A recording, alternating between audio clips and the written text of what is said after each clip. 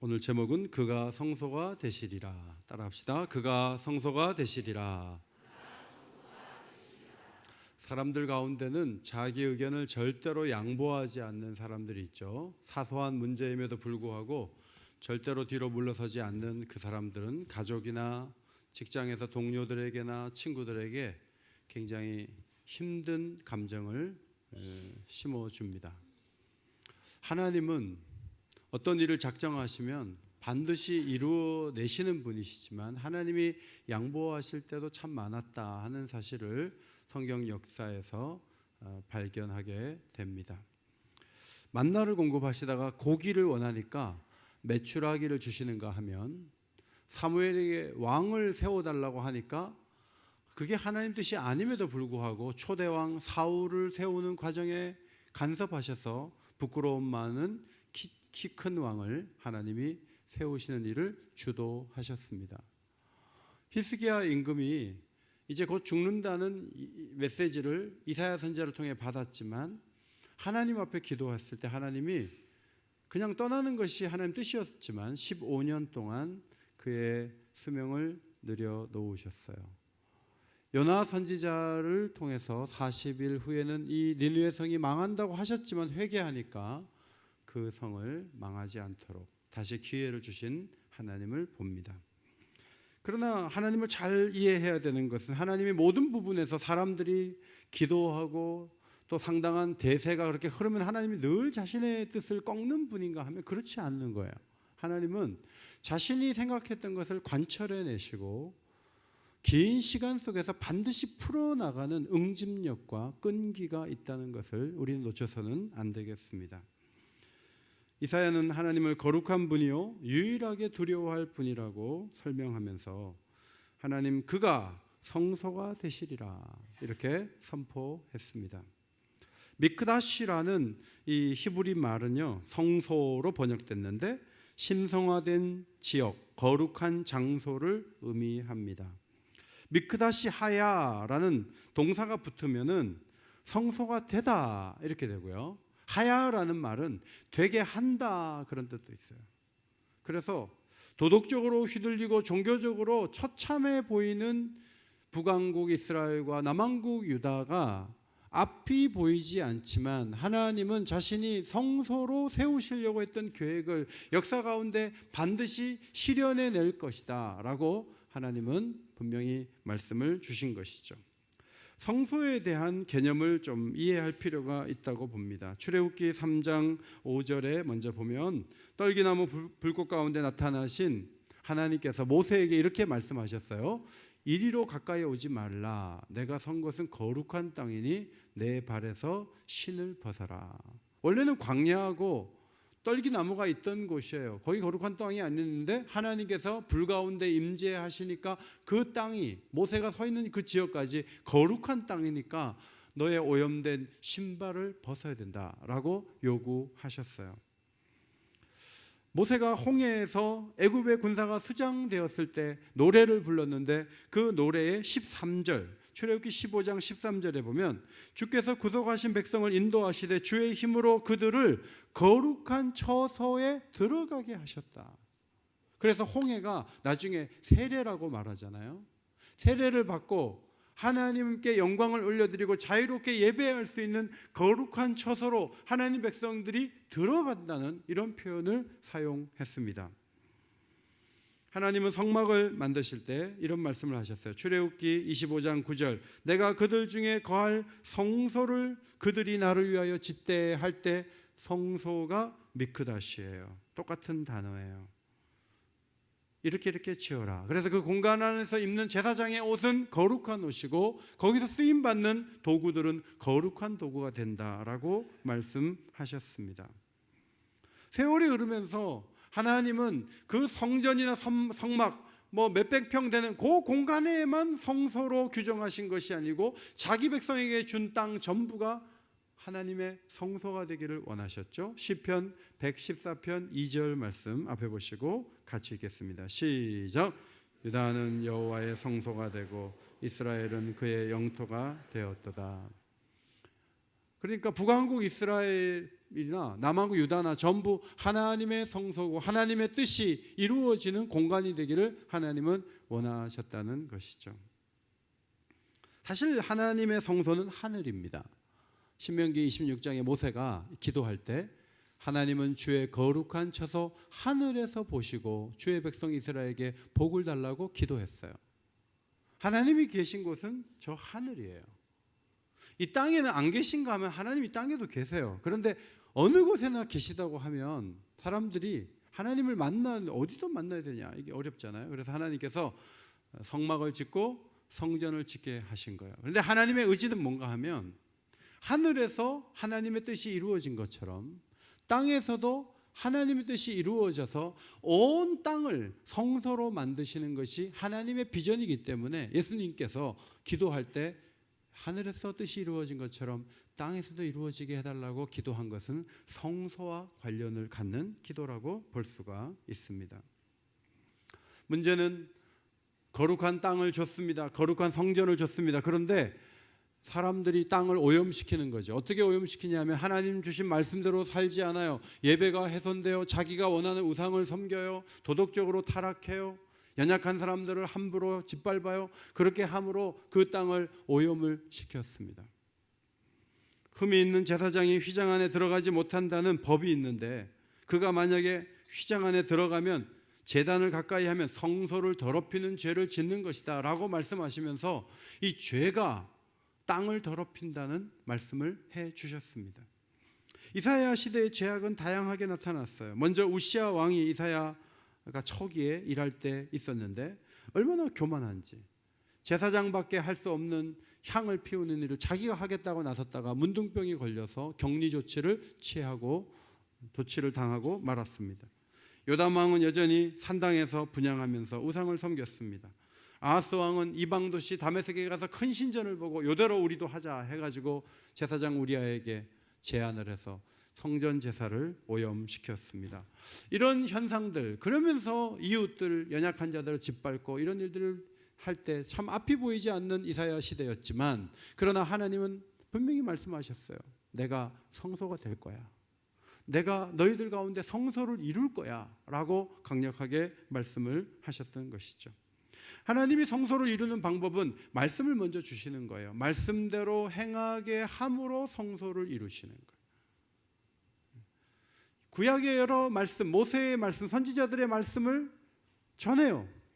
그 말씀은 기록된 말씀이에요. 거기에 추가해서 하나님은 이사야를 통해 또 말씀을 주세요. 그러면서 앞으로 국제정세가 어떻게 될 것인지가 진행될 것을 암시하는 이름을 지어주세요. 이사야의 아들들에게. 자, 18절 말씀을 성경 보시고 읽겠습니다. 18절 같이 읽겠습니다. 시작. 보라, 나와 및 여호와께서 내게 주신 자녀들이 이스라엘 중에 징조와 예표가 되었나니 이는 시온산에 계신 만군의 여호와께로 말미암은 것이니라. 이사야에게 두 아들이 있었어요. 하나는 쉐알 아슈브라는 아들이 있었어요. 쉐알 아슈브, 빨리 얘기하면 스알야숲. 자, 이 사람의 이름, 장남의 이름은 남은 자가 돌아올 것이다, 그런 이름이고요. 둘째 이름은 마헬살랄 하스바스. 구약에서 가장 긴 이름 따라합시다. 마헬살랄 하스바스. 너무 잘하셨어요. 어려운 이름인데 네 단어가 같이 합한 이름이에요. 급한 노획물, 갑작스러운 약탈이 있게 된다는 이름이에요. 하나님께서 아수르를 보내서 갑작스럽게 이스라엘과 아람을 침공하는데 이 마할살랄 하스베스, 이사야의 둘째 아들이 엄마, 아빠라고 부르기 전에, 돌되기 전에 그 일이 일어날 것이라고 예언하는 내용을 둘째 아들에게 이름을 지어준 거예요. 그러니까 지금으로 말하면 주민자치센터 가가지고 이사야 이름, 아들 이름이 뭐예요? 직원이 물어보는데 마헬살랄 하스바스. 그럼 직원이 보기에 되게 황당하죠. 무슨 이름이 그래요?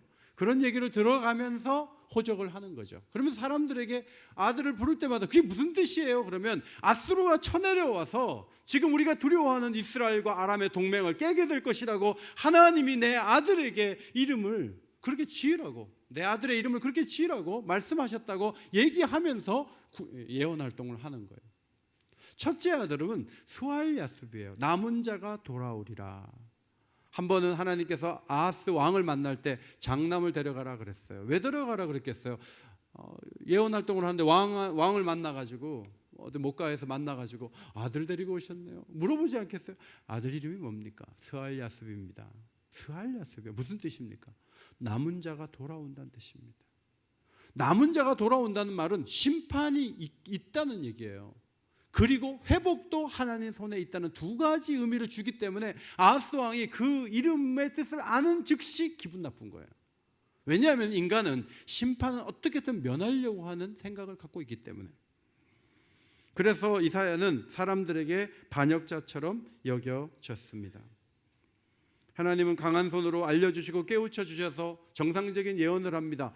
여러분, 이스라엘과 아람의 동맹을 무서워하지 마세요. 아수르에게 손을 잡으려고 내밀지도 마세요. 하나님이 우리를 도우시고 하나님이 막으십니다 라고 말하지만 그 말은 지금 우리로 말하면 주한미군 중요하지 않다는 얘기하고 똑같은 얘기로 들리는 거예요.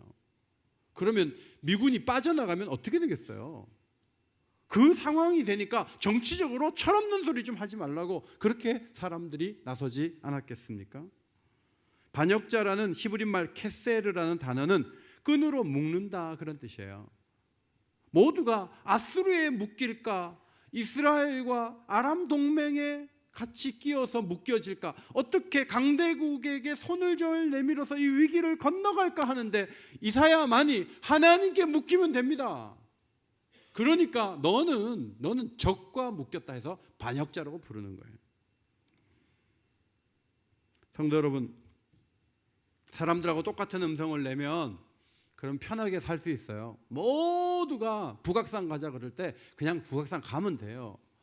혼자서 인왕산이 좋은데 이러면 사람들이 믿게 봐요. 혼자 딴소리 한다고. 최근에 검찰총장이 검찰 수사권에 대해 여권과 다른 음성을 냈어요. 그때 청와대와 여권에서 검찰을 그냥 두면 안 된다. 검찰은 입이 있더라도 그냥 있는 게 좋다. 이러다 정말 국민에게 버림받는다. 이런 얘기를 사람들이 막 했어요. 가만히 있으라는 거죠. 이사야가 검찰총장 같은 신세가 됐다 그런 말이에요. 성도 여러분, 여러분 세상 사람들하고 다른 말을 할 용기가 있습니까? 세상 사람하고 다른 길을 걸어갈 담대함이 있습니까? 하나님은 이사야가 반역자가 된다고 해도 너의 길을 가라는 것이죠. 사진을 보시면 강릉 소목원에 갔는데 이분이 굉장히 안내하시는 분인데요. 공무원이세요. 나무에 대해서 너무나 해박한 지식을 가지고 하나하나 설명을 하셨어요. 한참 올라가는데 시니어 중에 한 분이 이렇게 말했어요. 아저씨, 예수 믿으세요? 그랬어요. 그때 아저씨가, 이분이 직원이 이렇게 얘기했어요. 정치, 종교 얘기 못하도록 교육받았습니다. 대응하지 않겠습니다. 그렇게 얘기하는 거죠. 그때 우리 권사님이 전도하려고 하시는구나. 역시 우리 교회는 복음적인 교회야. 이런 분도 계시지만 상당수는 여기까지 와서 이러고 그래. 기분 좋게 올라가는데 왜 갑자기 예수 믿는 이야기 왜 하냐고. 자, 이렇게 되면 분위기가 싸늘해지는 거예요. 친구는 아파트 값이 올라가는 지역을 알고 있고 그걸 얘기하기를 원하고요. 또 어떤 친구는 건강 얘기, 건강에 중요한 정보를 막 얘기하려고 하는데 교회 다니는 이 친구가 뭐라 그러냐면 죄가 문제야. 이기심이 문제라니까. 탐욕을 해결하지 못하면 혼돈을 피할 수 없어. 이렇게 얘기하면 아파트 지금 어느 쪽으로 살까 친구들이 모여갖고 얘기하려고 그랬는데 죄 얘기하고 이기심 얘기하면요, 넌 나가. 넌 현실적이지 않아. 넌 전도사가 됐지. 왜 여기 와가지고 그래? 나가! 하지 않겠어요? 지금 이사야 신세가 그렇게 됐다는 얘기예요. 하나님은 강하게 말씀하셨고 깨우쳐 주셨기 때문에 이사야가 반역자란 말을 들어도 흔들리지 않기를 원했고 자기의 종이 사람들에게 손가락질 당하면서 반역자란 말을 듣기도 원치 않으셨어요. 이사야는 무슨 근거로 다른 생각을 하는 것입니까? 10절 하반절에 하나님이 우리와 함께 하신다는 얘기를 하는 거죠. 줄여서 히브리 말로는 한 단어예요. 임마누엘. 모두가 아수르 편에 서는 게 좋을까? 아니 이집트로 내려가는 게 좋겠는데 이스라엘과 아람의 동맹을 어떻게 우리가 막을 수 있어? 이러고 있는데 하나님이 우리와 함께 한다는 거예요. 이 얘기가 신앙이 없는 사람들에게는 열받는 얘기가 된다는 거죠. 여러분 어떠세요? 여러분의 피난처는 뭐죠? 여러분의 그늘은 자식이에요? 여러분의 그늘은 돈이에요? 여러분의 군인은 명예예요? 권세예요? 권력이에요? 그런 것들이에요? 여러분 다 소용없어요. 시간이 흐르면요, 그게 우리가 피할 피난처도 아니고 피할 바위도 안 된다는 것이 다 증명이 될 거예요. 조금 구름 잡는 얘기 같이 보일지 모르지만 하나님이 우리의 피난처가 된다는 사실을 어떤 경우에도 신뢰하시기를 바랍니다. 하나님이 도와주신다. 하나님이 함께 하신다. 두 번째, 이스라엘 두 집의 걸림돌과 넘어지는 반석, 함정과 올무와 덫이 되실 것이다. 성소가 되시는 분이 거룩한 땅이 되시고 거룩한 피난처가 되시는 분이 왜 유다와 이스라엘 두 나라를 향해서는 걸림돌과 넘어지는 반석과 함정과 올무와 덫이 되신다고 14절 15절에 기록된 것입니까? 하나님은요 두 가지 생각을 갖고 있는 거예요. 언약을 맺을 때 하나는 기록된 말씀에 순종하면 반드시 복을 주실 계획을 갖고 계시고요, 또 하나는 말씀을 무시하고 자기 마음대로 살면 벌 줄 생각을 갖고 계세요. 신명기 28장이 그것을 대조적으로 잘 보여주는데 1절부터 19절까지는 복을 주시겠다는 말씀이에요. 자, 28장 1절 말씀을 같이 읽겠습니다. 28장 1절 시작. 여호와의 말씀을 듣고 명령을 지켜 행하며 여호와께서 너를 세계 모든 민족 위에 뛰어나게 하실 것이라 그랬어요. 뛰어나게 하실 것이다. 그러면서 막 들어가도 복을 받고 나가도 복을 받고 떡반죽 그릇이 복을 받고 복 얘기가 막 19절까지 신나게 나와요. 그래서 야, 순종하면 이게 다 복을 주시는 거야. 막 토지에 복을 주시고 우양에 복을 주시고 자녀에게 복을 주시고 막 엄청나게 많이 기록돼 있어요. 그런데 여러분 20절에 가면요, 악을 행하여 하나님을 잊고 자기 마음대로 살면 저주와 혼란과 책망을 주시는데 속히 파멸하게 하시는데 어떻게 파멸하게 하실까를 68절까지 기록했어요. 1절부터 19절까지는 축복, 20절부터 68절까지 49절에 걸쳐서 2.5배나 되는 양은 어길 경우에 이런 일이 있을 것이라고 무자비하게 적어 놓으셨어요. 이게 언약이에요. 하나님은 성소로 만드시려고 해도 죄의 습관을 끊지 않으면 성소가 될 수가 없어요. 그런데 그냥 말로 해가지고 죄 끊으려니까 알겠습니다, 끊겠습니다, 그런 사람 별로 없어요. 갈 때까지 가보자니까, 한번 해보자니까. 여러분 끝까지 간다니까요. 그러니까 인간의 그 죄성을 하나님 알고 있기 때문에 그래 끝까지 가보자. 그리고 어디까지 갔냐면 아수르에 무너지고 바벨론의 포로로 70년 동안 잡혀가는 것까지 가는 거예요. 겉으로 보면 너무 하나님이 지독하시다, 하나님이 어떻게 이렇게 분노하시고 자기 백성의 집들을 허물고 자기를 위해서 예배하는 성전까지 허무시면서 이렇게까지 하실 수가 있냐고 사람들이 생각할지 모르지만 하나님의 의지는 성전을 다 엎어서라도 내가 원하는 거룩을 성취하겠다, 내가 원하는 성소를 이루겠다는 의지가 그렇게도 강력했어요. 자기 아들을 그렇게 십자가에 죽여야 되냐고요. 그렇게 해야 직성이 풀리는 아버지냐고요. 그런데 죄라고 하는 것은 아들의 생명을 내어주면서 십자가에 죽어야지 이 문제가 해결될 정도로 지독한 것들이에요. 죄가 그렇게 강력하다고요. 쉽게 되냐고요. 안 돼요.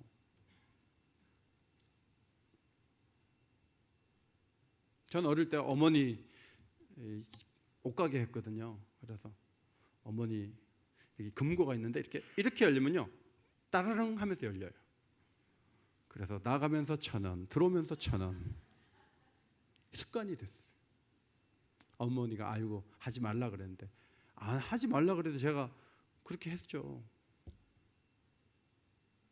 그 다음에는요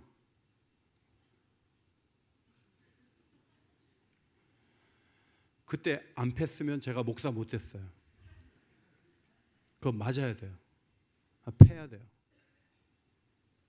죄를 안 끊는데 그냥 두면 제가 끊어집니까? 하나님이 그걸 아시거든요. 그래서 나는 너희의 함정이 될 거야. 너희의 덫이 될 거야. 너희의 걸림돌이 될 거야. 그렇게 말씀하시는 거예요.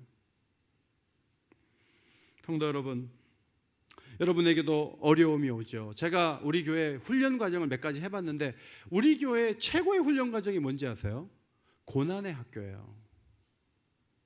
어떻게 모여갖고 일주일에 한 번씩 계속 성경 암송하고 그렇게 해서 사람이 좋아지는 경우도 있지만요, 아픔을 겪고 시련 속에서 신앙생활을 잘하는 사람만큼 훌륭한 사람을 만들어낸 적이 없어요, 교회가. 그 고백 중에 하나가 시편 119편 67절이에요. 앞에 보시고 같이 읽겠습니다. 시작.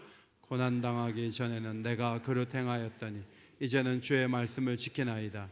주는 선하사 선을 행하시오니 주의 윤례들로 나를 가르치소서. 여러분, 고난이 오기 전에는요, 말씀대로 살려고 안 하는 면들이 있어요. 그런데 어려움이 오고 아픔이 오면서 말씀에 대해서 마음을 더 열게 되고 말씀대로 살려고 하고 주의 선을 배우려고 하는 자세가 그때 가다듬어지는 거예요.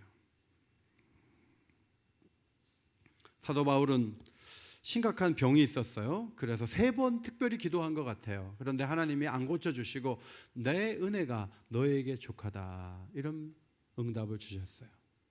바울은 육체의 가시가 사단의 사자가 내게 온 것이라고 표현했지만 자기가 병을 앓고 있는 그것 때문에 하나님 앞에 겸손히 설 수 있다는 것을 발견하고 어려움에 대해서 오히려 두 손을 벌려 기쁨으로 환대해야 되겠다는 생각을 갖고 고린도후서 12장 9절을 적었어요. 앞에 보시고 같이 읽어요. 시작.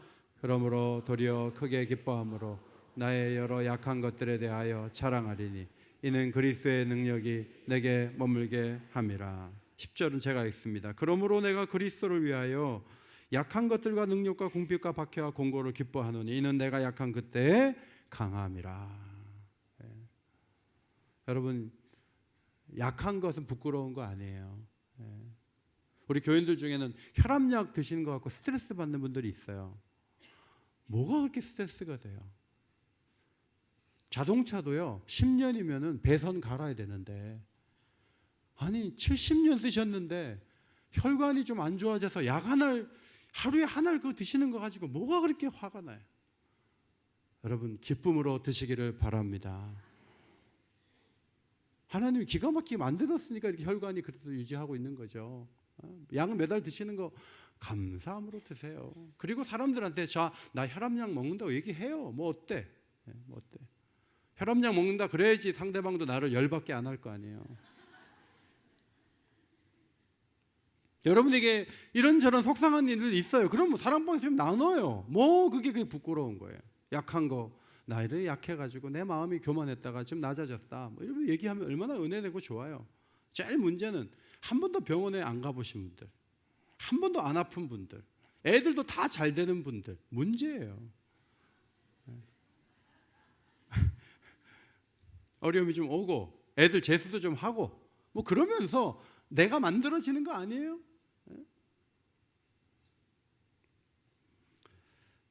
이사야 8장의 표현으로는 하나님이 걸림돌이 되시고 넘어지게 하는 반석이 된다고 했지만 하나님은 넘어뜨려야 살린다는 생각을 갖고 계신 거예요. 발람이라는 사람이 돈을 자꾸 주니까 발락에게 자꾸 가는 거죠. 자기 백성을, 하나님 백성을 저주하라고 하는 요구는 일관되게 나오고 있는데 아닌데 자꾸 가는 거예요. 그래 가는데 나귀가 하루는 벽에다가 발을 막 해가지고 발을 다 다쳤다고요. 채찍으로 이 나귀가 미쳤나 그러면서 막 때렸어요. 나귀가 딱 주저앉아갖고 엎드려도 안 가요. 막대기로 막 두드려 팼어요. 그랬더니 나귀가 갑자기 딱 보면서 왜 때리냐 그랬어요. 나귀가. 그랬더니 너무 화가 나서 나귀가 말을 하나 이렇게 돼야 되는데 내가 칼이 있었으면 널 죽였다 그랬어요. 그때 하나님이 발람의 눈을 활짝 여셨어요. 보니까 여호와의 사자가 칼을 들고 있는 거예요. 여호와의 사자가 이렇게 말했어요. 보라, 내 앞에서 내 길이 사악함으로 내가 너를 막으려고 왔다. 만약에 이 나귀가 그냥 왔다면 너는 죽이고 나귀는 살렸을 것이다. 근데 나귀가 앞으로 안 갔기 때문에 너도 살았다. 이렇게 말씀하셨어요. 벽에 발을 이렇게 문질렀잖아요. 다쳤잖아요. 앞으로 못 가고 있잖아요. 그것 때문에 산 거예요. 여러분 인생의 삶의 시점에 어떤 어려움과 고통이 있죠. 여러분 그게 없었으면 나는 너무 좋았을 것이라고 생각할지 모르지만 그것이 있기 때문에 죽지 않고 여기 살아있는 거예요. 고난을 막 없었어야 될 아픔이다 이렇게 생각하지 마세요. 어렵고 힘든 세월을 살아오셨습니까? 그래서 내가 거룩하게 되고, 내가 그래서 하나님 사랑하게 되고, 내가 하나님 앞에 그래서 여기 온 거예요. 로또를 사가지고 여러분이 당첨이 안 돼서 예배 시간 잘 나온지 아세요? 그게 막 계속 돼봐요. 매주 된다고 한 3주만 연속 되면 여기 안 와요.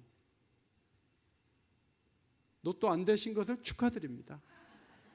그런데 헛된 데도 돈 쓰지 마세요. 돼도 문제라니까. 고난이 있고 아픔이 있는 것, 그것 때문에 내가 예수를 믿게 되고 거룩하게 되는 게 아니겠습니까? 하나님의 징벌 가운데 하나는 증거의 말씀을 주지 않는 것인데 16절에 보면 하나님은 이제 속상해서 증거의 말씀을 싸매고 율법을 봉함하라 이랬어요. 완전히 틀어막는 거예요. 못 나오니까 율법이 펼쳐질 수가 없는 거예요. 그러니까 하나님이 이제 말씀을 막겠다는 거예요. 여러분 교회에 그래도 오신 말씀을 듣잖아요. 교회 오기 싫다고요? 성경 보기 싫다고요? 묵상이 안 된다고요? 일종의 저주 속에 들어가 있는 거예요. 와서 말씀을 듣고 말마다 묵상하려고 하고 말씀 앞에 선다는 거, 하나님이 큰 선물을 주시는 거죠. 그런데 하나님은 이제 유다 나라에 이제 말씀을 주지 않겠다고 딱 다짐을 하시는 거예요. 그때 이사야의 태도가 17절이에요. 17절 말씀 같이 읽도록 하겠습니다. 17절 성경 보시고 시작. 이제 야곱의 집에 대하여 얼굴을 가리시는 여호와를 나는 기다리며 그를 바라보리라. 하나님은 얼굴을 가리셔요. 그런데 나는 그를 기다리며 그분을 바라보겠다는 거예요. 하나님은 속 시원하게 오늘 내가 바라본다 그래서 내가 이거 원하는 것을 오늘 주시는 분이 아니에요. 이사야 선지자가 너무너무 답답한 마음을 가지고 나는 그래도 하나님 바라볼 거예요. 그 마음이 귀해서 하나님께서 다음 날 응답해 주신 게 아니죠. 하나님은 오랜 시간 후에 그에게 은혜를 주시죠.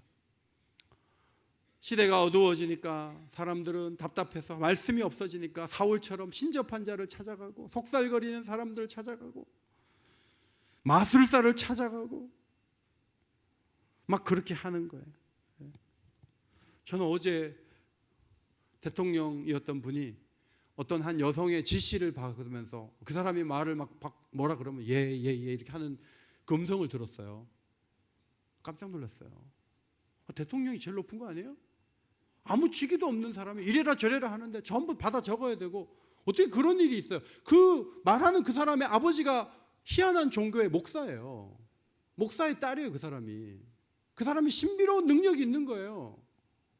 우리 대한민국이 그 정도로 영적으로 어두웠단 말이에요. 그래서 그렇게 손을 내밀고 문장 하나 다 고치고 그랬던 거예요. 안 보이세요? 그런 사람들이 시원하게 뭐 말해주고 대통령까지 만든다고 할지 모르지만 그런 사람을 의존할수록 나라는 망하는 거예요. 성도 여러분, 하나님만을 의지하시기를 바랍니다. 속 시원한 데를 찾아가려고 하지 말고 하나님을 의지하고 하나님을 바라보고 하나님께 묻고 하나님께 길이 열려 있는데 왜 시원한 데를 자꾸 찾아요? 그럴 필요가 없잖아요.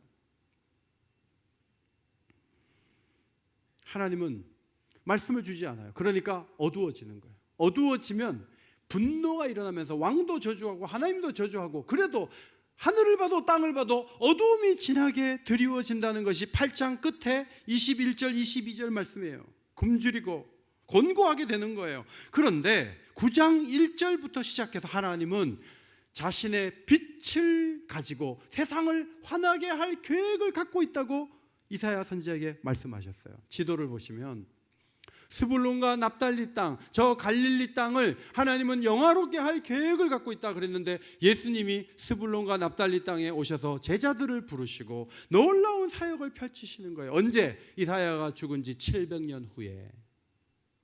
그 시대의 대안을 내놓는 건 아니지만 북왕국 이스라엘이나 남왕국 유다만이 아니라 죄 가운데 흑암 가운데 갇혀있는 모든 사람들을 건지실 계획을 이사야에게 보여주시면서 내가 비춰지는 큰 빛을 통해서 갈릴리가 영화롭게 될 것이다. 한 아기가 오게 될 것인데 그 한 아기는 놀라운 분이시고 그분은 상담자가 되시고 그분은 전능한 분이시고 그분은 아버지 같은 분이시고 그분은 호의적인 왕으로 너희 앞에 서게 될 것이라고 이사야 선지자에게 보여주시는 거예요.